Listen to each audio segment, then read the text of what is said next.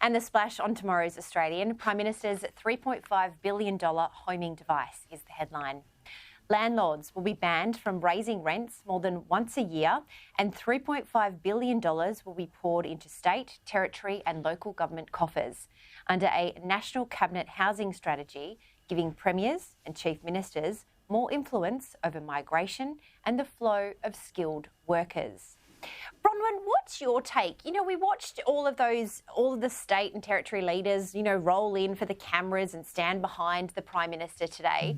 National Cabinet, I don't know whether it's just this post-COVID thing that we talk about, but I just feel that we're all getting a little bit too accustomed to the government giving handouts.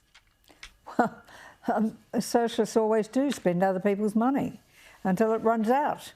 But seriously, look at what they're saying. The Commonwealth cannot build a single house, which is why that piece of legislation is in the Senate, is never going to get passed. Secondly, throwing money at the states and saying, oh, you go out and build and change your regulations and do all this sort of thing. At the same time as he's saying that, let me tell you that in New South Wales, as in from the 1st of October, the Building Sustainability Index will go up from a level of 5.5 to a 7, and that means that the cost of housing will rise. Now, what is the point in saying, here's all this money to build new houses, but we're going to put up the cost of building houses? Building firms going broke. If you put up the cost of houses in this short time frame, it means that new home buyers are unable to get their mortgages organised, because with the increase in cost, their ability to raise funds is going to be more difficult, and to get it all in place in this time frame is a nonsense.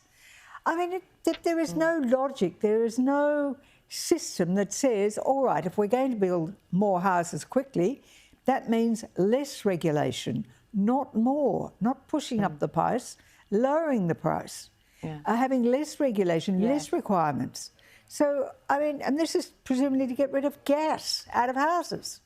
So one hand is not talking to the other one. And the net result is it'll be a failed policy. Of course it's a failed policy, Jenna. It's just garbage. We don't have the tradespeople.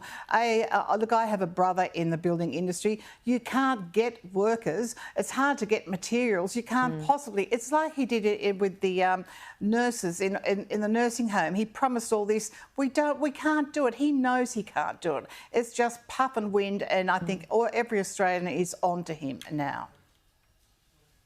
Yeah, passing the buck. I think, all of those the leaders that were lining up behind him probably don't realise that they'll be copping most of the blame when all of this potentially falls over.